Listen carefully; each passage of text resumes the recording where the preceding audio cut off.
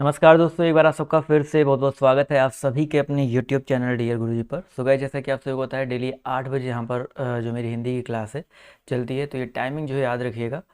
और जितने लोग यहाँ पर जुड़े हैं फटाफट कमेंट करके बताते हुए चलेंगे आप सभी को आवाज़ जो है क्लियर आ रही है कि नहीं आ रही है। उसके बाद क्लास को स्टार्ट करेंगे। पीडीएफ के लिए आप लोग हमारे टेलीग्राम ग्रुप से जुड़ सकते हैं। नीचे देखिए आपको टेलीग्राम ग्रुप का लिंक देखने को मिल जाएगा। और साथ ही साथ दोस्तों, अगर आप लोग अभी तक हमसे इंस्टाग्राम पे नहीं जुड़े हैं तो वहाँ पे जाके फॉलो कर लीजिए। डेली आप सभी को वहाँ पर भी जो इंपॉर्टेंट अपडेट्स है देखने को मिलते रहते हैं। ठीक है, तो चलिए काफ़ी लोग देखिए यहाँ पर धीरे धीरे जुड़ना स्टार्ट हो गए हैं। इसके अलावा आप सभी को पता है कि मेरी डेली 3 क्लासेज अनअकैडमी पे भी चलती है, तो आप लोग अनअकैडमी पर भी हमसे जुड़ सकते हैं। सिंपली आपको अनअकैडमी का लर्निंग ऐप डाउनलोड करना है, वहाँ पे मुझे जाकर के फॉलो कर लेना है। डेली मेरी 12 बजे, 3 बजे और 6 बजे, ये 3 टाइम पे मेरी क्लासेज जो चलती हैं, तो आप लोग मुझे वहाँ पे जाकर के फॉलो कर सकते हैं। सिंपली आपको क्या करना है, अनअकैडमी का लर्निंग ऐप डाउनलोड करना है, उसे ओपन करना है, और वहाँ पर मैंने आपको एक वीडियो भी बना दिया है कि कैसे आप लोग वहाँ पर जुड़ सकते हैं। अगर आप लोग मेरी क्लास नहीं ले पाते हैं कि अनअकैडमी पर कैसे आपकी क्लास लेनी है, तो मैंने नीचे डिस्क्रिप्शन बॉक्स में एक वीडियो का लिंक दिया है कि अनअकैडमी की क्लास कैसे लें। उस वीडियो को देख सकते हैं और उससे आप लोग आराम से जुड़ सकते हैं। ठीक है, तो चलिए, और ये हमारा इनवाइट कोड है डियर गुरुजी। इस इनवाइट कोड की वजह से जो है आप लोग मेरी क्लासेस को बिल्कुल फ्री में एक्सेस कर सकते हैं। ठीक है, तो ये इतनी चीज़ें जो है याद रखिएगा। इन और इसी कोड की वजह से अगर आप लोग प्लस पे भी कोई कोर्स परचेज करते हैं तो प्लस में भी इसी कोड की वजह से आप लोग जो है बिल्कुल फ्री, मतलब 10% डिस्काउंट के साथ प्लस में कोई भी कोर्स जो है ले सकते हैं, A to Z किसी भी कैटेगरी में। तो चलिए, काफ़ी लोग यहाँ पर देखिए जुड़ चुके हैं। अभी हम लोग करते हैं क्लास को स्टार्ट। ठीक, चलिए आते हैं पहले क्वेश्चन की तरफ। तो सभी लोग रेडी हो जाइए और सभी लोग जवाब फटाफट देते हुए चलेंगे। क्लियर है? सभी लोग से जवाब चाहिए, जितने लोग यहाँ पर जुड़े हैं सभी लोग जवाब देंगे तो ही मज़ा आएगा। तो पहला क्वेश्चन देखिए आपके सामने ये रहा। ये वाक्यांशों के लिए एक शब्द, जो पहला टॉपिक है आपका वाक्यांशों के लिए एक शब्द है, और जवाब यहाँ पर देखिए आना शुरू हो गया है। तो भाई अगर हम बात करते हैं जो अपने स्थान या स्थिति से अलग ना किया जा सके, उसे क्या बोलते हैं दोस्तों? हम लोग अच्युत बोलते हैं। बिल्कुल सही बात है, उसको हम लोग अच्युत बोलते हैं। यानी कि ऑप्शन नंबर जो इसका ए है वो यहाँ पर बिल्कुल करेक्ट हो जाएगा। इसके अलावा एक होता है जो अपनी बात या जगह से टले नहीं, उसको बोलते हैं अटल। और अटूट, जो दिया ना जा सके उसको अदेय बोलते हैं, जिससे टूटा ना जा सके वो अटूट होता है। जो बंधन टूट नहीं सकता उसको अटूट बंधन बोलते हैं। आते हैं अगले क्वेश्चन पर। तो अगला क्वेश्चन देखिए बहुत ही अच्छा है कि जिस स्त्री के पुत्र और पति ना हो, इस वाक्य के लिए एक शब्द क्या हो जाएगा? फटाफट जवाब दीजिए भाई। जिस स्त्री के पुत्र और पति ना हो उसको क्या बोलते हैं? जवाब देखिए यहाँ पर आना शुरू हो गया है। तो याद रखिएगा भाई, जिस स्त्री का पुत्र भी नहीं होता है और पति भी नहीं होता है उसको हम लोग अवीरा बोलते हैं। बहुत ही इंपॉर्टेंट है अवीरा। ऑप्शन नंबर ए, जितने भी लोग जवाब दे रहे हैं वो लोग यहाँ पर बिल्कुल करेक्ट हो जाएंगे। क्लियर है? चलिए आते हैं क्वेश्चन नंबर 3 की तरफ। देखिए क्या कह रहा है, जो देने योग्य है उसके लिए एक शब्द क्या हो जाएगा? जो देने योग्य है उसके लिए एक शब्द क्या हो जाएगा? गे, पे, दे या दान? जवाब देखिए यहाँ पर आना शुरू हो गया है, तो बिल्कुल सही बात है। जो देने योग्य होता है उसको दे बोलते हैं, और जो गाने योग्य होता है उसको गे बोलते हैं, और जो पीने योग्य होता है उसको पे बोलते हैं। क्लियर है? तो ये सारी चीजें याद रखिएगा। आते हैं अगले क्वेश्चन की तरफ। तो अगला क्वेश्चन देखिए आपसे यहाँ पर क्या कह रहा है, जीने की इच्छा। बताइए सर, फटाफट जवाब दीजिए। जीने की इच्छा को क्या कहा जाता है? चारों ऑप्शन मैं आपको बता दूंगा, बट आप लोग पहले फटाक से इसका जवाब दीजिए क्या हो जाएगा। जीने की इच्छा, बिल्कुल सही बात है सर। जीने की इच्छा को जिजीविषा कहा जाता है। क्या कहा जाता है दोस्तों? जिजीविषा कहा जाता है। इसके अलावा यहाँ पर जानने की इच्छा को क्या कहा जाता है? जिज्ञासु कहा जाता है। इसके अलावा किसी पर विजय पाने की इच्छा को जिगीषु कहा जाता है। और यहाँ पर अगर हम बात करते हैं पानी पीने की जो इच्छा होती है या किसी चीज को पीने की जो प्यास होती है वो पिपासु कहा कहलाता है। क्लियर है? तो चारों ऑप्शन आई होप आप सबके क्लियर हो गए होंगे।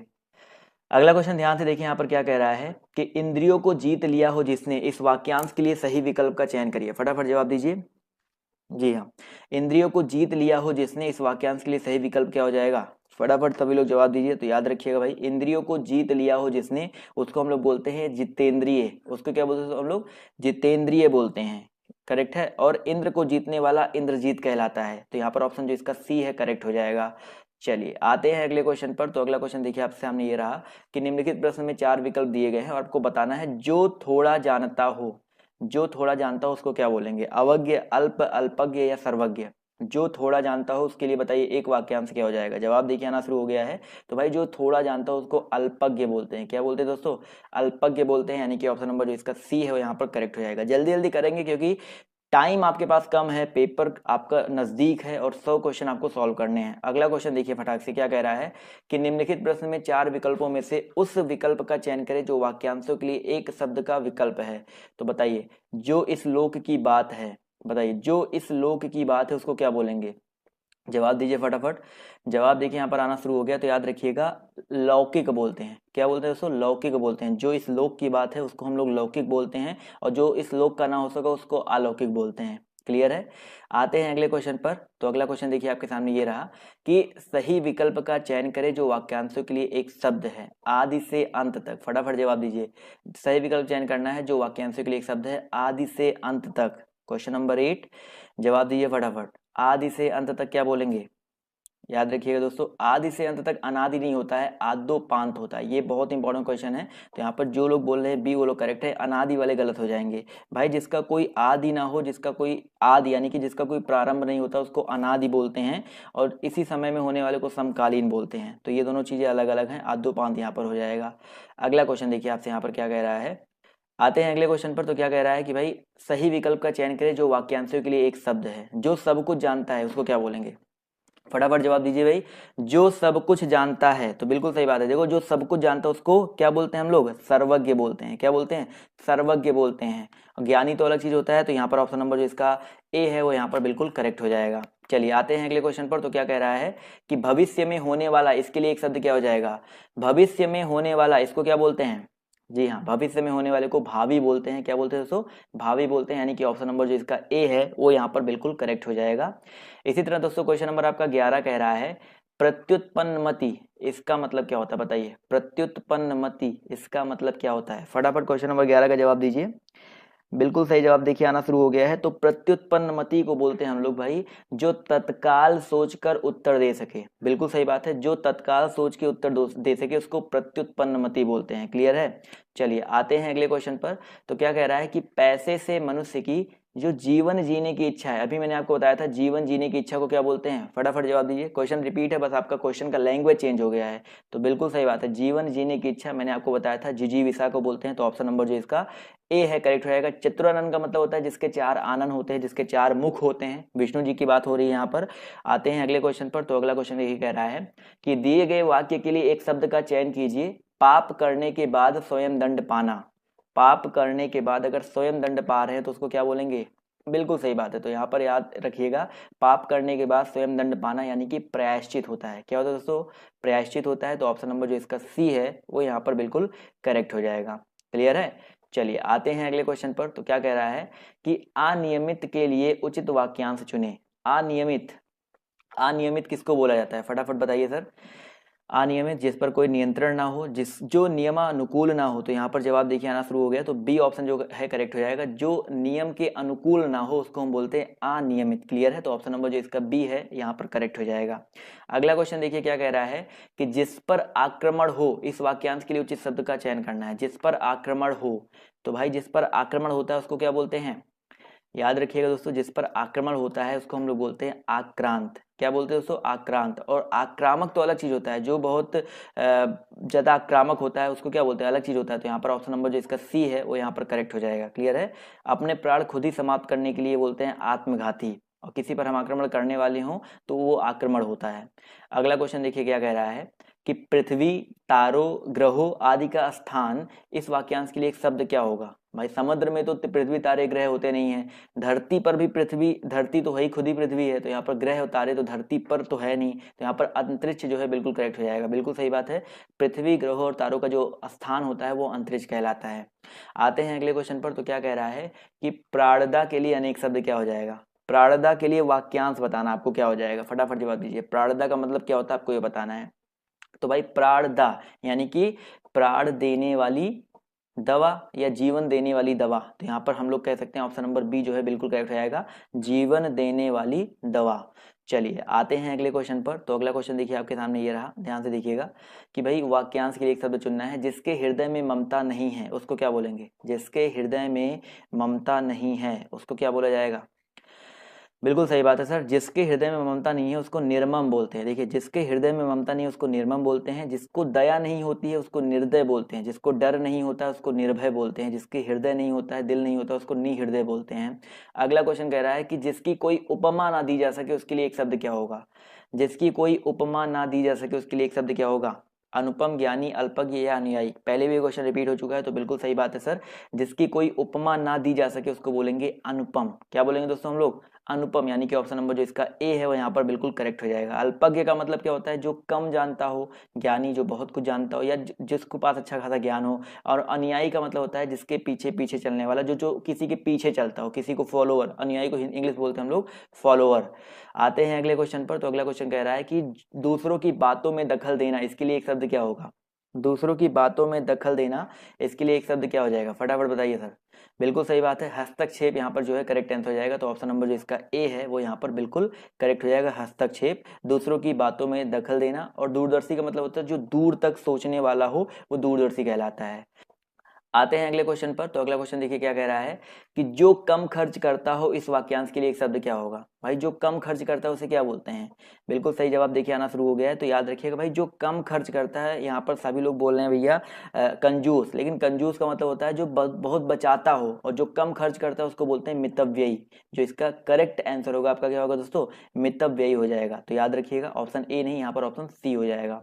आते हैं अगले क्वेश्चन पर। तो अगला क्वेश्चन देखिए कह रहा है, दिए गए वाक्यांश के लिए एक शब्द का चयन कीजिए। पूरब और उत्तर के बीच की दिशा को क्या कहते हैं, बताइए सर। पूरब और उत्तर के बीच की दिशा को क्या कहते हैं। चारों चीजें मैं आपको यहाँ पर क्लियर कर दूंगा। देखो, पूरब और उत्तर के बीच की जो दिशा होती है वो ईशान कहलाती है दोस्तों, ईशान कहलाती है पूरब और उत्तर के बीच की दिशा।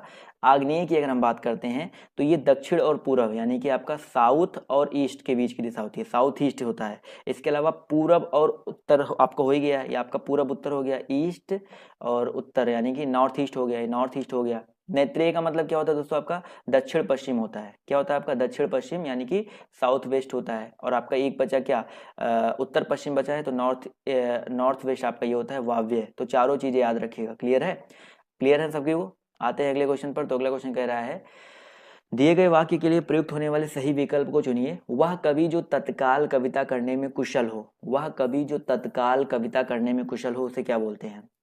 देखिए, जो कवि तत्काल कविता करने में कुशल होता है उसको आसु कवि बोला जाता है। क्या बोलते हैं दोस्तों हम लोग, आसु कवि बोलते हैं। तो यहाँ पर ऑप्शन नंबर जो इसका डी है वो यहाँ पर बिल्कुल करेक्ट हो जाएगा। अगला क्वेश्चन देखिए कह रहा है कि प्रज्ञा चक्षु के लिए वाक्यांश क्या हो जाएगा। प्रज्ञा चक्षु के लिए वाक्यांश क्या हो जाएगा, जवाब दीजिए फटाफट। तो प्रज्ञा चक्षु यानी कि बुद्धि जिसके नेत्र हैं। क्या होता है दोस्तों, बुद्धि, देखो बुद्धि और ज्ञान होने वाली प्रज्ञा नहीं, बुद्धि जिसके नेत्र है। यहाँ पर ऑप्शन नंबर जो इसका बी है वो यहाँ पर करेक्ट हो जाएगा। प्रज्ञा चक्षु का मतलब होता है बुद्धि जिसका नेत्र हो। आते हैं अगले क्वेश्चन की तरफ। तो अगला क्वेश्चन देखिए आपसे यहाँ पर कह रहा है कि बिना पलक झपकाए, इसके लिए एक शब्द क्या हो जाएगा। बिना पलक झपकाए इसको क्या बोलते हैं, फटाफट जवाब दीजिए सर। बिल्कुल सही बात है, बहुत ही इंपॉर्टेंट क्वेश्चन है। निनिर्मेष बोलते हैं। क्या बोलते हैं दोस्तों, बिना पलक झपकाए इसको बोलते हैं निनिर्मेष। और जिसकी कोई इच्छा ना हो उसको हम लोग बोलते हैं स्पृहा, और निस्पृहा हो जाएगा। इसके अलावा इच्छा ना हो, निस्पृहा हो गया। इसके अलावा निर्विकार है, निष्पलक है, निष्पलक यानी कि जिसके कोई पलक ना हो। आते हैं अगले क्वेश्चन पर। तो अगला क्वेश्चन देखिए कह रहा है कि जो धरती फोड़ कर जन्मता है उसको क्या बोलते हैं। जो धरती फोड़ कर जन्मता है उसको क्या बोलते हैं। 26, फटाफट जवाब दीजिए सर। जवाब देखिए यहाँ पर आना शुरू हो गया है। तो याद रखिएगा भैया, जो धरती फोड़ कर जन्मता है उसको उद्भिज बोलता है। क्या बोलते हैं दोस्तों हम लोग, उद्भिज बोलते हैं। ऑप्शन नंबर जो इसका सी है वो यहाँ पर करेक्ट, डी है जो यहाँ पर करेक्ट हो जाएगा। इसके अलावा यहाँ पर दिया गया स्वयंभू। स्वयंभी का मतलब होता है जो स्वयं अपने आप उत्पन्न हुआ उसको स्वयंभू बोलते हैं। और यहाँ पर जरायुज का मतलब होता है जो माता के गर्भ से जन्म लेता है उसको बोलते हैं जरायुज। तो चारों चीज याद रखिएगा। जन्मजात तो सबको पता ही है, जन्म से ही। अगला क्वेश्चन कह रहा है कि खाने की इच्छा, इसको क्या बोलते हैं।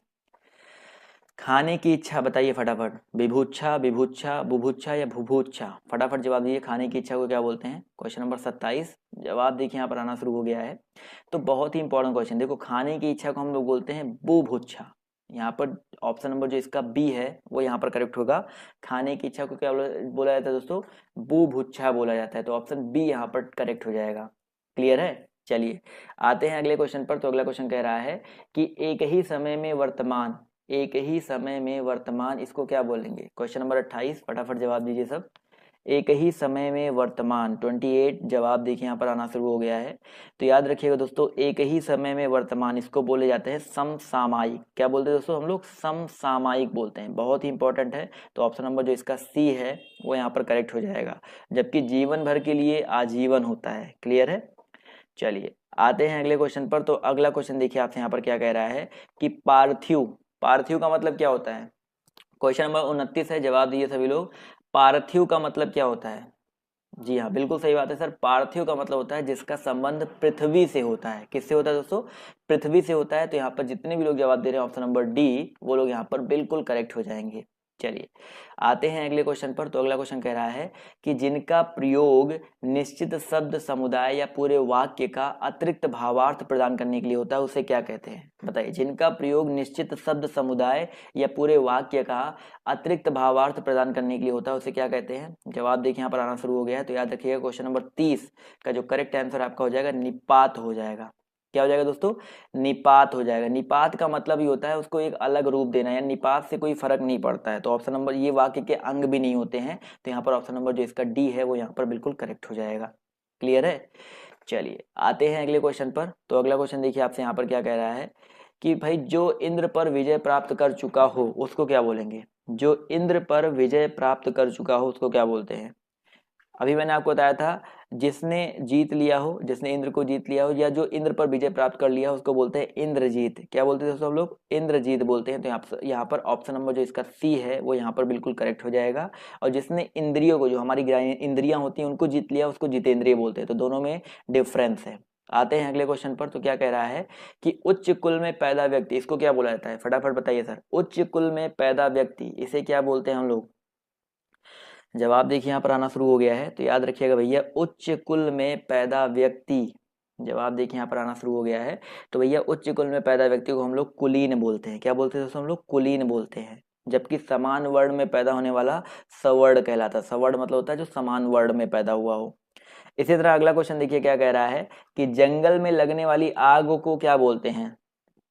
बताइए सर, जंगल में लगने वाली आग को क्या बोलते हैं? बहुत ही आसान सा क्वेश्चन है, जवाब सभी लोग दे सकते हैं। पहले भी ये क्वेश्चन मैं करवा चुका हूं। तो बिल्कुल सही जवाब आ रहा है दावानल। तो जो दावानल होता है वो जंगल में लगने वाली आग होती है। और पेट की आग को बोलते हैं हम लोग जठराग्नि। क्या बोलते हैं? ये पेट की आग होता है। याद रखिएगा ये पेट की आग है। इसके अलावा यहाँ पर क्या बोलते हैं? ऑप्शन दिया गया है बड़वानल। तो ये होता है भैया समुद्र में लगने वाली आग को बड़वानल बोला जाता है। क्लियर है? और वन में लगने वाली आग को, जंगल में लगने वाली आग को दावानल बोला जाता है। क्लियर है? चलिए आते हैं अगले क्वेश्चन पर। तो अगला क्वेश्चन देखिए क्या कह रहा है कि जिसके बराबर कोई ना हो उसको क्या बोलेंगे? जिसके बराबर कोई ना हो उसे क्या बोला जाएगा? क्वेश्चन नंबर 34, जवाब दीजिए सभी लोग। भैया विलक्षण है और यहाँ पर 4 ऑप्शन दिए गए हैं। तो यहाँ पर भैया जिसके बराबर कोई ना हो, तो जिसके बराबर कोई ना हो, तो यहाँ पर देखा जाए तो भाई करेक्ट आंसर क्या हो सकता है? तो यहाँ पर हम लोग एग्जैक्ट रूप में तो नहीं बट मान सकते हैं जिसकी तुलना कोई ना कर सके, तो ऑप्शन नंबर बी को मान सकते हैं। ऑप्शन नंबर बी यहाँ पर हो सकता है, बट एग्जैक्ट ये बहुत शुद्ध रूप से नहीं बोलेंगे इसको। भाई जिसके बराबर कोई ना हो उसको अद्वितीय, जो इसका एग्जैक्ट करेक्ट आंसर होना चाहिए वो अद्वितीय होना चाहिए, बट यहाँ पर ऑप्शन में ऐसा कुछ नहीं है, तो अनुपम हो जाएगा। विलक्षण का मतलब पता है, विशेष लक्षणों से युक्त। असाधारण का मतलब होता है जो साधारण ना हो। लोकातीत का मतलब होता है लोक से परे। और अनुपम का मतलब होता है जिसकी उपमा ना दी जा सके। तो ये होता है, बट यहाँ पर चलिए ऑप्शन में नहीं है तो बी को मान लेते हैं।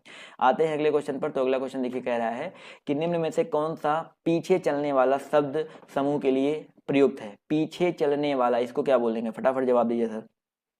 एक तो अनुयायी होता है जो पीछा करते हैं, वो पीछे पीछे फॉलो करते हैं, वो अलग चीज होता है। बट यहाँ पर पूछा गया है पीछे चलने वाला, इस शब्द के लिए एक शब्द क्या हो जाएगा? तो याद रखिएगा अनुगत। बिल्कुल सही बात है, अनुगत होता है। पीछे चलने वाले शब्द समूह के लिए हम लोग अनुगत शब्द का यूज करते हैं। अनुगत या अनुयायी दोनों एक ही चीज है। तो यहाँ पर ऑप्शन जो इसका ए है करेक्ट हो जाएगा। अगला क्वेश्चन देखिए क्या कह रहा है भैया कि किसी कथन पर सहमत होना, किसी कथन पर सहमत होना उसको क्या बोलेंगे? समर्थन बोलेंगे, स्वीकृति बोलेंगे, अनुमोदन बोलेंगे, या सहमति बोलेंगे? तो बिल्कुल सही जवाब देखिए आना शुरू हो गया। तो सहमति बोला जाता है। तो किसी कथन पर सहमत होने को क्या बोलते हैं दोस्तों? सहमति बोलते हैं। जी हाँ, जितने लोग 4 बोले तो ऑप्शन नंबर जो इसका डी है यहाँ पर बिल्कुल करेक्ट हो जाएगा। चलिए दोस्तों आते हैं अगले क्वेश्चन पर।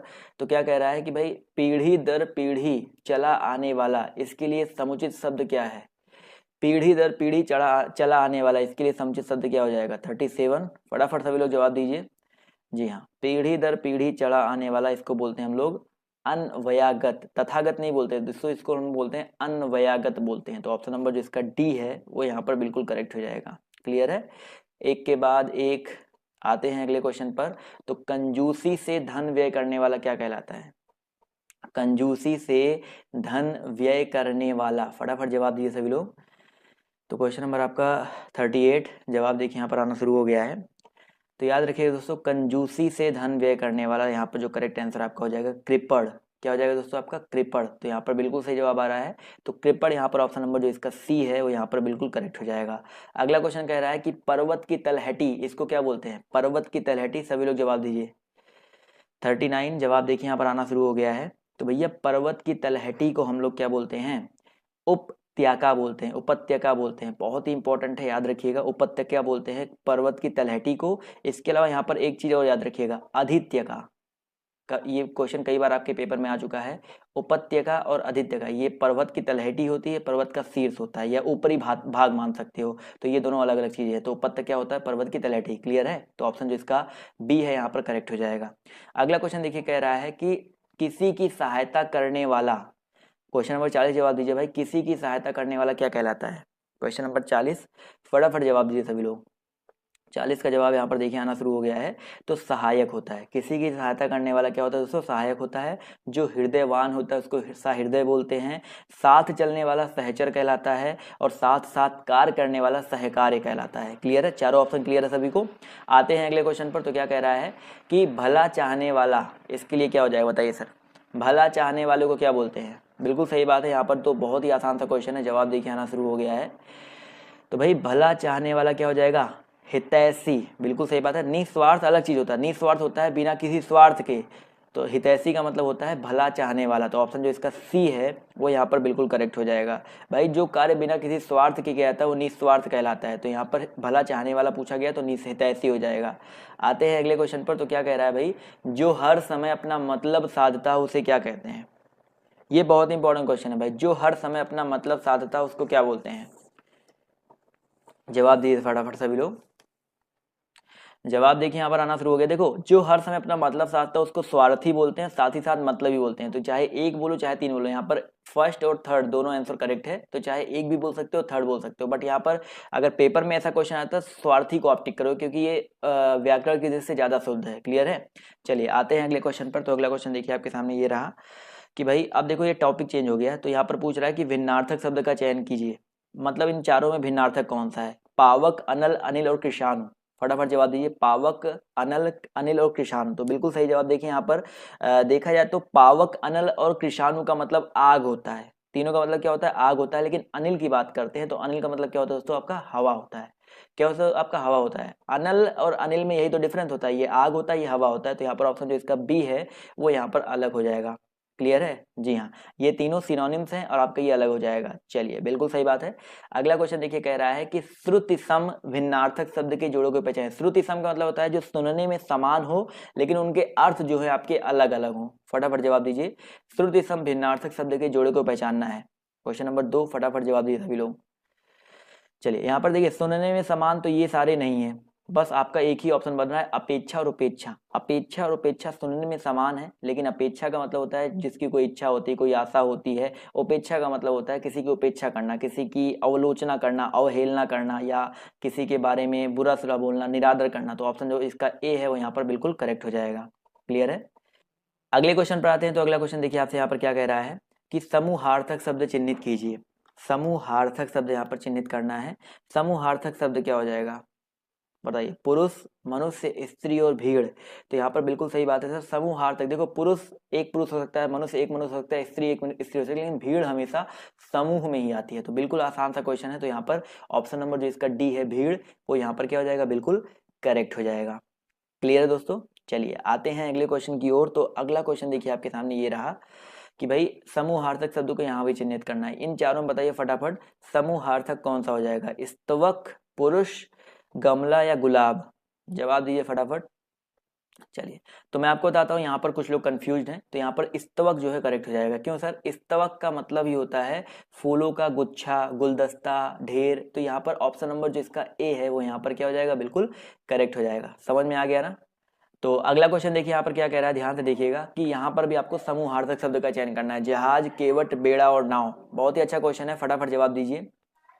जवाब देखिए यहाँ पर आना शुरू हो गया। भाई जहाज हो गया, केवट हो गया, नाव हो गया, ये सिंगल सिंगल लोग हैं। लेकिन बेड़ा की बात करते हैं तो बेड़ा जो होता है वो जहाज, नाव, केवट, जहाँ पर सब लोग इकट्ठा हो जाते हैं उसको बेड़ा बोला जाता है। तो ये भी आपका एक समूहार्थक शब्द है।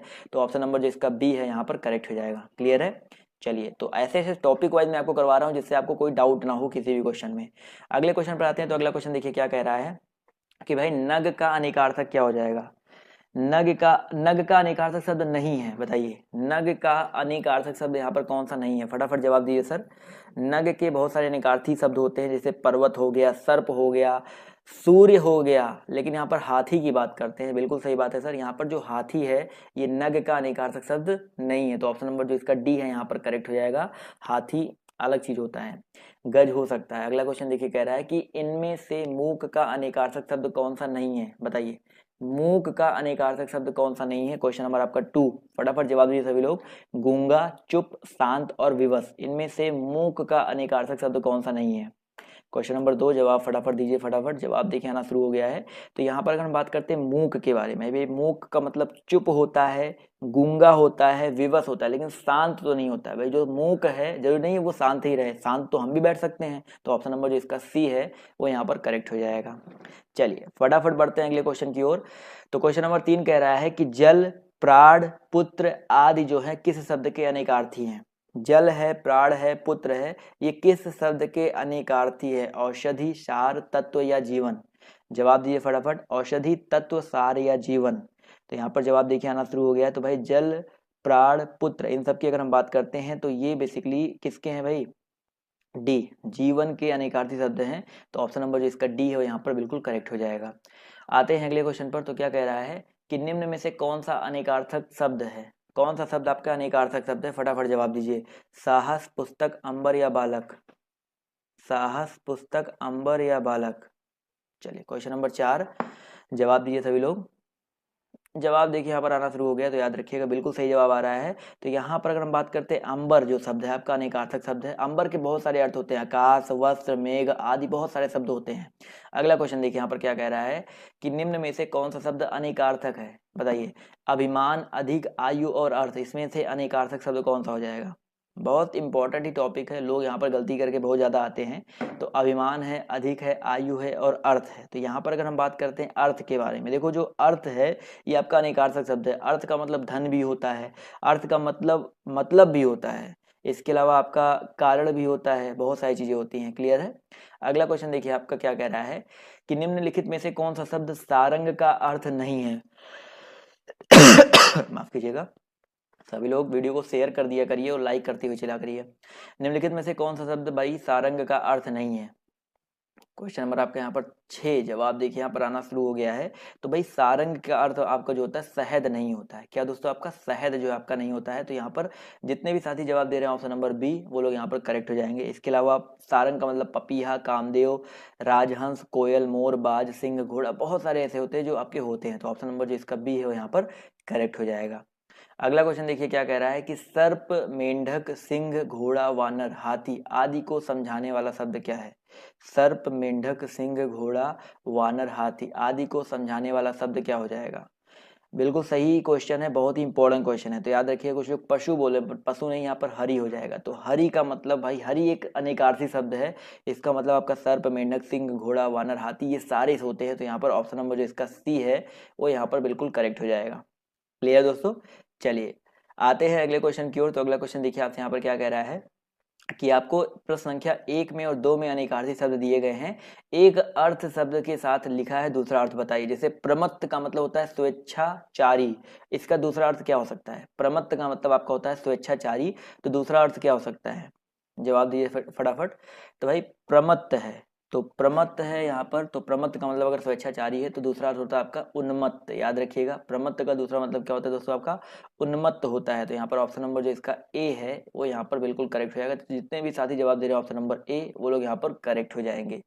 चलिए आते हैं अगले क्वेश्चन पर। तो क्या कह रहा है कि भाई कनक और धतूरा, जैसे कनक का मतलब अगर धतूरा है तो कनक का दूसरा अर्थ क्या होता है। बहुत ही आसान सा क्वेश्चन है, फटाफट जवाब दीजिए सभी लोग।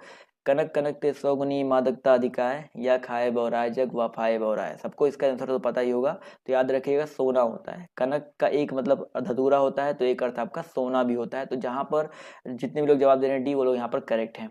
अगला क्वेश्चन देखिए क्या कह रहा है कि भाई निम्नलिखित में से समानार्थी जोड़ी को स्पष्ट कीजिए। पार्वती, महेश्वरी, व्यवहारिक, अव्यवहारिक, शेर, शेरनी, लड़का और लड़के, फटाफट जवाब दीजिए क्वेश्चन नंबर 3 का। समानार्थी शब्दों की जोड़ी को स्पष्ट करना है। पार्वती है, माहेश्वरी है। जवाब देखिए यहाँ पर आना शुरू हो गया है। तो अगर हम बात करते हैं पार्वती और माहेश्वरी, ये दोनों आपके एक दूसरे के समानार्थी हैं, जबकि यहाँ पर शेर शेरनी, लड़का लड़के, और देखो ये दोनों तो आपके विलोम हो जाएंगे, व्यवहारिक अव्यवहारिक, लड़का लड़के, और यहाँ पर लड़का और लड़के जो दिया गया है ये एक वचन बहुवचन वाला हो जाएगा। क्लियर है? तो ऑप्शन नंबर जो इसका ए है वो यहाँ पर करेक्ट हो जाएगा। अगला क्वेश्चन देखिए यहाँ पर क्या कह रहा है, ध्यान से देखिएगा। यहाँ पर भी आपको समानार्थी शब्द की जोड़ी यहाँ पर बताना कौन सी नहीं है। सुमन और पुष्प, निशा निशाचर, चारपाई खटिया, पाठशाला विद्यालय, यहाँ पर कौन सी जोड़ी नहीं है, ये चीज पूछा गया, तो इस पर ध्यान दीजिएगा। तो याद रखिएगा यहाँ पर अगर देखा जाए तो सुमन पुष्प एक दूसरे के समानार्थी है, चारपाई खटाई खटिया एक दूसरे के समानार्थी है, पाठशाला विद्यालय ये भी समानार्थी है, लेकिन निशा का मतलब रात्रि होता है और निशाचर का मतलब क्या होता है, रात में जगने वाला जो भूत राक्षस होते हैं ना, वो होते हैं। तो ऑप्शन जो इसका बी है यहाँ पर करेक्ट हो जाएगा। आते हैं अगले क्वेश्चन पर। तो अगला क्वेश्चन देखिए क्या कह रहा है कि निम्नलिखित प्रश्नों में 4 विकल्प दिए गए हैं और आपको बताना है कि सर्प, यहाँ पर बताना है कि दिए गए शब्द का सही समानार्थी शब्द का विकल्प का चयन करिए। सर्प का समानार्थी क्या हो जाएगा, बताइए सभी लोग। सर्प का समानार्थी क्या हो जाएगा, फटाफट जवाब दीजिए। क्वेश्चन नंबर 5 बहुत ही इंपॉर्टेंट क्वेश्चन है। जवाब देखिए यहाँ पर आना शुरू हो गया है। तो याद रखिएगा भाई, सर्प का समानार्थी आपका यहाँ पर व्याल हो जाएगा। क्या हो जाएगा दोस्तों, आपका व्याल। ऑप्शन नंबर जो इसका सी है, याद रखिएगा, मोस्ट इंपॉर्टेंट क्वेश्चन है। आते हैं अगले क्वेश्चन पर। तो क्या कह रहा है कि उस विकल्प का चयन करें जो दिए गए शब्द का सही समानार्थी शब्द है। हिरण, हिरण का सही समानार्थी क्या हो जाएगा, फटाफट क्वेश्चन नंबर 6 का जवाब दीजिए। उस विकल्प का चयन करें जो दिए गए शब्द का सही समानार्थी शब्द है। तो क्वेश्चन नंबर 6 याद रखिएगा, इसका जो करेक्ट आंसर है आपका हो जाएगा क्या, कुरंगम हो जाएगा। ऑप्शन नंबर जो इसका ए है कुरंगम, यहाँ पर बिल्कुल करेक्ट हो जाएगा। तो जितने भी साथी जवाब दे रहे हैं ऑप्शन नंबर ए, वो लोग यहाँ पर बिल्कुल करेक्ट हो जाएंगे। कुरंगम जो है हिरण का सही समानार्थी शब्द है। क्लियर है? चलिए बढ़ते हैं अगले क्वेश्चन की ओर। तो अगला क्वेश्चन कह रहा है 7 से 8 के लिए वही सेम चीज है, आपको बताना है कि कौन सा विकल्प गलत है, यानी तक्षक का कौन सा अर्थ नहीं है। क्वेश्चन ध्यान से देखिए, 7वें क्वेश्चन के लिए 8वें क्वेश्चन के लिए क्वेश्चन यही दिया गया है, उस शब्द का अर्थ नहीं है, तो तक्षक का अर्थ यहाँ पर कौन सा नहीं होगा, बढ़ई, सूत्रधार, शिलान्यास और विश्वकर्मा। फटाफट जवाब दिए सभी लोग। तो बढ़ई है, सूत्रधार है, शिलान्यास और विश्वकर्मा है। तो याद रखिएगा यहाँ पर जो बढ़ई, तक्षक का मतलब बढ़ई भी होता है, सूत्रधार भी होता है, विश्वकर्मा भी होता है, लेकिन शिलान्यास जो है आपका तक्षक का मतलब नहीं होता है। तो यहाँ पर ऑप्शन नंबर जो इसका सी है वो यहाँ पर क्या हो जाएगा, बिल्कुल करेक्ट हो जाएगा। क्लियर है? चलिए बढ़ते हैं अगले क्वेश्चन पर। तो देखिए क्या कह रहा है, भाव, भाव शब्द का सही अर्थ बताइए क्या हो जाएगा। क्वेश्चन नंबर 8, फटाफट जवाब दिए सभी लोग। भाव शब्द का, सॉरी यहाँ पर 8 में बोला गया था कौन सा नहीं है, तो यहाँ पर बताइए कौन सा शब्द नहीं है, भाव शब्द का अर्थ नहीं है। तो भाई भाव का मतलब विचार होता है, दर होता है, अभिप्राय होता है, लेकिन भाव का मतलब भवन जो है आपका नहीं होता है। तो ऑप्शन नंबर जो इसका ए है वो यहाँ पर बिल्कुल करेक्ट हो जाएगा। क्लियर है यहाँ तक दोस्तों? चलिए अब आते हैं एक और बहुत ही इंपॉर्टेंट टॉपिक पर, ज्यादा नहीं 3 से 4 क्वेश्चन उस पर और है, उसके बाद हम लोग व्याकरणात्मक कोटि पर पहुंचेंगे जो कि सबसे ज्यादा इंपॉर्टेंट आपके एग्जाम के लिए है। तो यहाँ पर देखिए क्या कह रहा है कि प्रश्न संख्या 1 से लेकर 3 तक यहाँ पर दिया गया, ध्यान से देखिए। प्रश्न संख्या 1 से लेकर 3 तक यहाँ पर कह रहा है कि 4 विकल्प दिए गए हैं, आपको सर्वाधिक उपयुक्त अर्थ व्यंजक विकल्प चुनकर लिखना है। तो गयंद का मतलब क्या होता है बताइए, फटाफट बताइए। गयंद जो है इसका मतलब क्या होता है, तो गयंद का मतलब क्या होता है, बिल्कुल सही जवाब देखिए आना शुरू हो गया है। तो याद रखिएगा भाई, गयंद जो होता है इसका मतलब आपका होता है बड़ा हाथी। क्या होता है दोस्तों, आपका बड़ा हाथी होता है। तो ऑप्शन नंबर जो इसका ए है वो यहाँ पर बिल्कुल करेक्ट हो जाएंगे। क्लियर है दोस्तों, बड़ा हाथी यहाँ पर बिल्कुल करेक्ट हो जाएगा। अगला क्वेश्चन कह रहा है कि मूढ़ चेता, मूढ़ चेता का मतलब बताइए क्या हो जाएगा। मूढ़ चेता मतलब क्या होता है भाई, दूसरों को मूर्ख बनाने वाला, मूर्ख जो बाद में चतुर बन गया हो, या आलसी या मूर्ख। तो याद रखिएगा दोस्तों, यहाँ पर जो मूढ़ चेता का मतलब होता है वो सिर्फ और सिर्फ जिसकी मति खराब, यानी कि जो मूर्ख होता है। तो ऑप्शन नंबर जो इसका डी है वो यहाँ पर बिल्कुल करेक्ट हो जाएगा। मूढ़ चेता का मतलब क्या होता है दोस्तों, आपका मूर्ख होता है। क्लियर है? चलिए आते हैं अगले क्वेश्चन पर। तो क्या कह रहा है भाई, प्रायोगिक, प्रायोगिक का मतलब क्या होता है, फटाफट बताइए सर। 40 मिनट जवाब दिए सर। प्रायोगिक का मतलब क्या होता है, तो 3 का जवाब देखिए यहाँ पर हो जाएगा भाई। प्रायोगिक का मतलब होता है जिसका नित्य प्रयोग किया जाए। प्रायोगिक का मतलब क्या होता है, जिसका नित्य प्रयोग किया जाए। तो ऑप्शन नंबर जो इसका ए है वो यहाँ पर बिल्कुल करेक्ट हो जाएगा। इसी तरह दोस्तों क्वेश्चन नंबर 4 आपका यहाँ पर क्या कह रहा है, रित, रित जो है इसका अर्थ क्या हो जाएगा, रित है, ऋतु नहीं है, सिर्फ रित है। तो रित का अर्थ क्या होता है, फटाफट जवाब दीजिए सर। क्वेश्चन नंबर 4, रित का मतलब क्या होता है। याद रखिएगा दोस्तों, रित का मतलब आपका सत्य होता है। तो यहाँ पर जो लोग बोल रहे हैं ए ऑप्शन, वो लोग यहाँ पर बिल्कुल करेक्ट हो जाएंगे। क्लियर है? चलिए आते हैं अब हम लोग एक बहुत ही इंपॉर्टेंट टॉपिक पर, और उस टॉपिक में हम लोग क्वेश्चन सॉल्व करेंगे 40 से 50 क्वेश्चन, जो कि बहुत इंपॉर्टेंट है। तो यहाँ पर पहला क्वेश्चन देखिए आपके सामने, उससे ये रहा कि क्रियापरक व्याकरणिक कोटि चिन्हित करना है। क्रियापरक व्याकरणिक कोटि आपको यहाँ पर चिन्हित करना है। फटाफट बताइए क्या होता है। जवाब देखिए यहाँ पर, याद रखिएगा क्रियापरक व्याकरणिक कोटि आपके यहाँ पर पक्ष हो जाएगा। क्या हो जाएगा दोस्तों? आपका पक्ष। पक्ष या प्रकार का जो संबंध होता है वो क्रिया से ही होता है। बेसिकली यह क्रिया द्वारा सूचित कार्य की पूर्णता या अपूर्णता तथा बारंबारता का संकेत होता है। तो बहुत ही इंपॉर्टेंट क्वेश्चन है। तो ऑप्शन नंबर जो इसका डी है वो यहाँ पर करेक्ट हो जाएगा। अगले क्वेश्चन पर आते हैं। तो अगला क्वेश्चन देखिए आपके सामने ये रहा, ध्यान से देखिएगा कि पद परिचय को क्या नहीं कहा जाता है। बताइए, पद परिचय को क्या नहीं कहा जाता है? फटाफट जवाब दिए सभी लोग। तो याद रखिएगा दोस्तों, पद परिचय की अगर हम बात करते हैं तो इसको क्या नहीं कहा जाता है। यहाँ पर जो ऑप्शन नंबर इसका ए है, पद संगठन है, यहाँ पर नहीं कहा जाता है। तो पद परिचय को पद संगठन जो है नहीं कहा जाता है। पद निर्देश, पद निर्णय, पदान्वय, ये सब कह सकते हो। तो ऑप्शन नंबर जो इसका ए है वो यहाँ पर बिल्कुल करेक्ट हो जाएगा। क्लियर है? चलिए आते हैं अगले क्वेश्चन पर। तो अगला क्वेश्चन देखिए, यहाँ पर बताना है, लिंग बताना है। मनगढ़ंत में कौन सा लिंग हो जाएगा? सभी लोग जवाब दीजिए फटाफट, जितने लोग यहाँ पर जुड़े हुए हैं। मनगढ़ंत का लिंग बताना है। जवाब देखिए यहाँ पर आना शुरू हो गया। तो भाई मनगढ़ंत जो है आपका स्त्रीलिंग होता है। क्या होता है दोस्तों? आपका स्त्रीलिंग होता है। तो यहाँ पर ऑप्शन नंबर जो इसका बी है यहाँ पर करेक्ट हो जाएगा। अगला क्वेश्चन देखिए क्या कह रहा है कि निम्न में से कौन सा शब्द स्त्रीलिंग है? विवाद, रूप, सार और आय, इसमें से स्त्रीलिंग शब्द कौन सा हो जाएगा? बहुत ही आसान सा क्वेश्चन है। तो यहाँ पर याद रखिएगा, जो यहाँ पर विवाद, सार और रूप है ये आपके पुल्लिंग है, जबकि यहाँ पर जो आय है ये आपका स्त्रीलिंग शब्द हो जाएगा। क्लियर है? स्त्रीलिंग पुल्लिंग से आप ये समझ लो 2 क्वेश्चन आपको जरूर देखिए 60 क्वेश्चन आपका आना है हिंदी का, तो 2 से 3 क्वेश्चन आपको इस टॉपिक से जरूर देखने को मिलेंगे। आप लोग लिख के ले लीजिए। अगला क्वेश्चन देखिए कह रहा है कि यहाँ पर बताइए स्त्रीलिंग शब्द कौन सा हो जाएगा? गृह, पत्ता, चंदन और सभा, यहाँ पर स्त्रीलिंग शब्द कौन सा हो जाएगा? फटाफट जवाब दीजिए सभी लोग।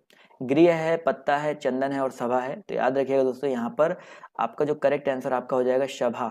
सभा जो होता है दोस्तों आपका स्त्रीलिंग शब्द होता है, जबकि और तीनों जो आपके पुल्लिंग शब्द हैं।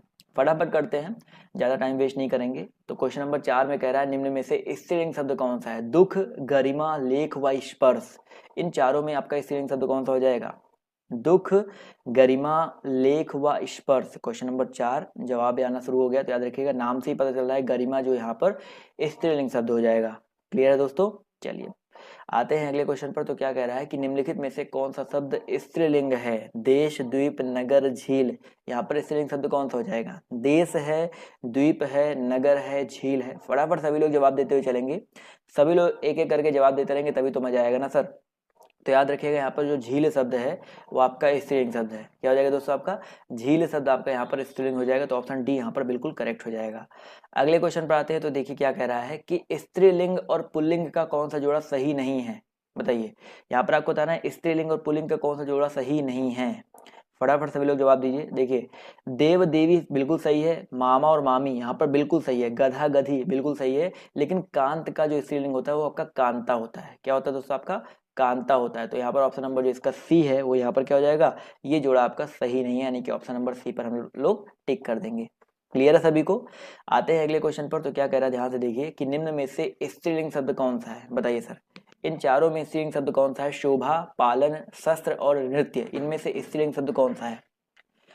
क्वेश्चन नंबर 7 फटाफट जवाब दीजिए। तो याद रखिएगा दोस्तों, यहाँ पर अगर हम बात करते हैं स्त्रीलिंग के बारे में, तो यहाँ पर जो शोभा है दोस्तों, जो शोभा है वो आपका स्त्रीलिंग शब्द है, जबकि शस्त्र, पालन और नृत्य ये आपके पुल्लिंग शब्द होते हैं।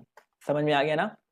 चलिए अगले क्वेश्चन पर आते हैं। तो अगला क्वेश्चन देखिए कह रहा है कि आपको 4 ऑप्शन दिए गए हैं, हुलास, हमला, हरकत और हवाला। यहाँ पर बताइए फटाफट कि यहाँ पर स्त्रीलिंग शब्द कौन सा हो जाएगा? हुलास है, हमला है, हरकत है और आपका हवाला है। क्वेश्चन नंबर 8 फटाफट जवाब दीजिए यहाँ पर। तो याद रखिएगा दोस्तों, यहाँ पर आपका जो करेक्ट आंसर आपका हो जाएगा हरकत। यहाँ पर जो आपका हरकत शब्द है दोस्तों, आपका बिल्कुल सही बात है, हरकत शब्द जो है आपका यहाँ पर स्त्रीलिंग हो जाएगा। क्लियर है? चलिए आते हैं अगले क्वेश्चन की ओर। तो अगला क्वेश्चन देखिए क्या कह रहा है कि कौन सा स्त्रीलिंग शब्द है? बताइए, छाछ है, काढ़ा है, तिल है और टेसू है, इन चारों में बताइए कौन सा आपका स्त्रीलिंग शब्द है? छाछ, खाड़ा, तिल और टेसू। जवाब देखिए यहाँ पर आना शुरू हो गया है। तो याद रखिएगा छाछ बिल्कुल सही बात है यहाँ पर। तो जो लोग जवाब दे रहे हैं आपका ऑप्शन नंबर ए छाछ, वो लोग यहाँ पर बिल्कुल करेक्ट हो जाएंगे। तिल, काढ़ा और टेसू ये आपके पुल्लिंग शब्द होते हैं। क्लियर है? जी हाँ, सभी लोग ऐसे ही जवाब देते रहेंगे तो अच्छा लगेगा। अगला क्वेश्चन कह रहा है कि भील का स्त्रीलिंग क्या हो जाएगा, बताइए सर। जो भील शब्द है एक पुल्लिंग शब्द है, इसका स्त्रीलिंग क्या होता है? जवाब देखिए यहाँ पर आना शुरू हो गया, तो बिल्कुल सही बात है सर, भील का स्त्रीलिंग आपका यहाँ पर भीलनी होता है। क्या होता है दोस्तों आपका? भीलनी होता है, यानी कि ऑप्शन नंबर जो इसका बी है वो यहाँ पर बिल्कुल करेक्ट हो जाएगा। समझ में आ गया ना? चलिए आते हैं अगले क्वेश्चन पर। तो अगला क्वेश्चन देखिए आपसे यहाँ पर क्या कह रहा है, यहाँ पर आपको स्त्रीलिंग शब्द बताना है। सलाद, शनक, सारस और सलाम। सलाद है, शनक है, शारस है और सलाम है। तो यहाँ पर याद रखिएगा जो ये सनक शब्द है, अगर हम बात करते हैं सनक के बारे में दोस्तों, तो सनक आपका स्त्रीलिंग शब्द होता है। तो ऑप्शन नंबर जो इसका बी है वो यहाँ पर बिल्कुल करेक्ट हो जाएगा। तो जो लोग बी बोल रहे हैं वो लोग करेक्ट हैं, ए वाले नहीं करेक्ट है भाई। अगला क्वेश्चन देखिए क्या कह रहा है, इन चारों में आपको स्त्रीलिंग बताना है। किन्नर, अंतरी, अहिंसा और परिग्रह। तो इनमें आपको स्त्रीलिंग बताना है। फटाफट जवाब दिए सभी लोग। चलिए याद रखिएगा यहाँ पर क्वेश्चन नंबर 12 आंसर देखिए यहाँ पर जवाब आना शुरू हो गया है। तो यहाँ पर देखिए ऑप्शन नंबर जो इसका बी है अहिंसा। अहिंसा की अगर हम बात करते हैं दोस्तों, तो आपका अहिंसा आपका एक स्त्रीलिंग शब्द है, जबकि किन्नर, अंतरी, अपरिग्रह ये आपके स्त्रीलिंग के अंतर्गत नहीं आते हैं। क्लियर है? चलिए किन्नर शब्द यहाँ पर देखिए आया हुआ है, तो यहाँ पर कुछ लोग कंफ्यूज होंगे, लेकिन इसको आपको पुल्लिंग के अंतर्गत ही रखा गया है। तो किन्नर शब्द आप याद रखिएगा, कभी इसको अलग मत कर दीजिएगा। तो ये आपका पुल्लिंग के अंतर्गत ही आता है। क्लियर है? व्याकरण की दृष्टि से वासुदेव नंदन जी की जो बुक है उसके अंदर यही दिया गया है। आते हैं अगले क्वेश्चन पर। तो अगला क्वेश्चन देखिए क्या कह रहा है, ठठेरा शब्द का लिंग परिवर्तित कीजिए। ठठेरा का स्त्रीलिंग आपको बताना है। बेसिकली आपको क्या हो जाएगा ठठेरा, जवाब दीजिए फटाफट। बहुत ही आसान सा क्वेश्चन है, जवाब देखिए यहाँ पर आना शुरू हो गया है। तो भाई ठठेरा शब्द की अगर हम बात करते हैं तो इसका जो स्त्रीलिंग होता है आपका ठठेरिन होता है। बिल्कुल सही बात है, ठठारी नहीं होता सर, यहाँ पर ठठेरिन होता है। तो ऑप्शन नंबर जो इसका सी है वो यहाँ पर बिल्कुल करेक्ट हो जाएगा। क्लियर है? अगला क्वेश्चन देखो यहाँ पर क्या कह रहा है भैया कि विद्वान शब्द का स्त्रीलिंग क्या हो जाएगा, बताइए सर। विद्वान शब्द का स्त्रीलिंग क्या हो जाएगा? जवाब दीजिए फटाफट सभी लोग। विद्वान, क्वेश्चन नंबर 14 जवाब देखिए यहाँ पर आना शुरू हो गया। तो अगर हम बात करते हैं विद्वान के बारे में, तो इसका जो स्त्रीलिंग होता है वो विदुषी होता है। क्या होता है दोस्तों आपका? विदुषी होता है सर यहाँ पर। तो ऑप्शन नंबर जो इसका ए है वो यहाँ पर करेक्ट हो जाएगा। क्लियर है? विद्वान की स्त्रीलिंग विदुषी होता है। अगला क्वेश्चन देखिए क्या कह रहा है कि निम्न में से कौन सा शब्द पुल्लिंग है? दया, भाषा, माया और आभार। तो मैं आपको कुछ शब्द आपको बता भी दूंगा यहाँ पर। तो याद रखिएगा क्वेश्चन नंबर 15, याद रखिएगा यहाँ पर जो करेक्ट आंसर आपका हो जाएगा भाई पुल्लिंग यहाँ पर पूछ रहा है ना, तो दया, माया, आभार, भाषा, इनमें जो आपका आभार शब्द है, याद रखिएगा जो आभार शब्द है आपका पुल्लिंग है। दया, माया, भाषा ये आपका स्त्रीलिंग के अंतर्गत आ जाएगा। कुछ लोग अभी इस वाले क्वेश्चन में कंफ्यूज हैं अभी भी कि किन्नर। तो भाई देखो कई किताबें आपको ये उभय लिंग के अंतर्गत रखा गया है, तृतीय लिंग में प्रयुक्त किया जाता है, लेकिन बहुत सारी किताबों में जैसे मैंने बताया ना वासुदेव नंदन जी की जो आधुनिक हिंदी व्याकरण की बुक है, वहां पर आप जाकर के देखेंगे तो उन्होंने सिर्फ दो ही बताए हैं। तो किन्नर को बताया है, किन्नर को पुल्लिंग बताया है। तो बहुत सारी किताबों में पुल्लिंग होता है, बहुत सारी किताबों में स्त्रीलिंग उभय लिंग होता है। तो इसमें कंफ्यूज मत रहिए, वो आप जो भी करके आ जाएंगे पेपर में उस तरह से पूछेगा ही नहीं। अगला क्वेश्चन देखो आपसे यहाँ पर क्या कह रहा है कि तन शब्द का लिंग निर्धारित कीजिए। जो तन शब्द है इसका लिंग निर्धारित करना आपका क्या हो जाएगा? तन पुल्लिंग है, उभयलिंग है, स्त्रीलिंग है या नपुंसक लिंग है? फटाफट जवाब दीजिए। तो अगर हम तन के बारे में बात करते हैं दोस्तों, याद रखिएगा बहुत इंपॉर्टेंट क्वेश्चन है, ये आपका पुल्लिंग होता है, यानी कि ऑप्शन नंबर जो इसका ए है वो यहाँ पर बिल्कुल करेक्ट हो जाएगा। क्लियर है? तो जो तन शब्द होता है दोस्तों आपका ये क्या होता है? पुल्लिंग शब्द होता है। चलिए आते हैं अगले क्वेश्चन की तरफ।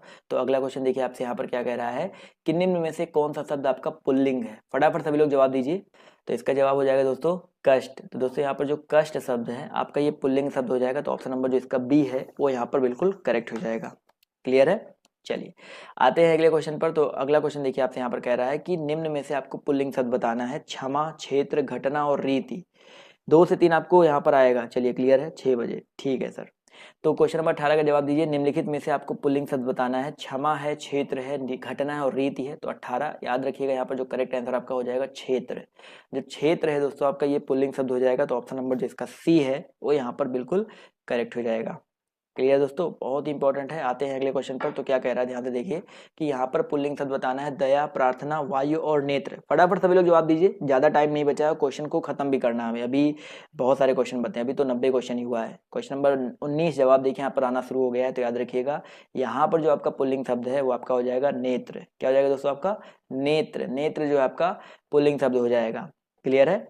आते हैं अगले क्वेश्चन पर। तो क्या कह रहा है ध्यान से देखिए कि क्रियार्थक संज्ञा सदा किस रूप में रहती है? क्रियार्थक संज्ञा जो है सदा किस रूप में रहती है? क्वेश्चन नंबर आपके यहाँ पर 20 है, जवाब देखिए आना शुरू हो गया है। तो याद रखिए क्रिया अर्थक यहाँ पर बात कर रहा है, तो क्रियार्थक संज्ञा जो होती है हमेशा याद रखिएगा एक वचन पुल्लिंग में होती है। किस में होती है दोस्तों? एक वचन पुल्लिंग में होती है। जैसे मैं एक एग्जाम्पल दे रहा हूँ, कहना, कहना हो गया, खाना हो गया, सोना हो गया, ये क्रियार्थक संज्ञा होती है। क्लियर है? तो ऑप्शन नंबर जो इसका बी है वो यहाँ पर करेक्ट हो जाएगा। अगले क्वेश्चन पर आते हैं। तो अगला क्वेश्चन देखिए कह रहा है कि निम्नलिखित में से पुल्लिंग शब्द छाटिए।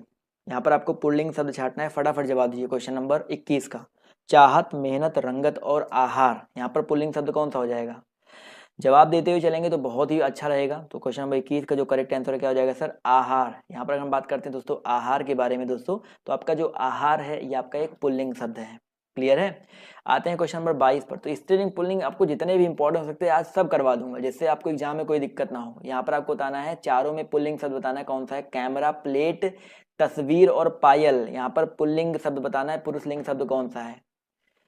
तो याद रखिएगा दोस्तों कैमरा क्या होता है दोस्तों? आपका कैमरा जो होता है आपका पुरुष लिंग होता है। इसके अलावा प्लेट, पायल, तलवार, ये सारे के सारे आपके स्त्रीलिंग होते हैं। चलिए आते हैं अगले क्वेश्चन पर।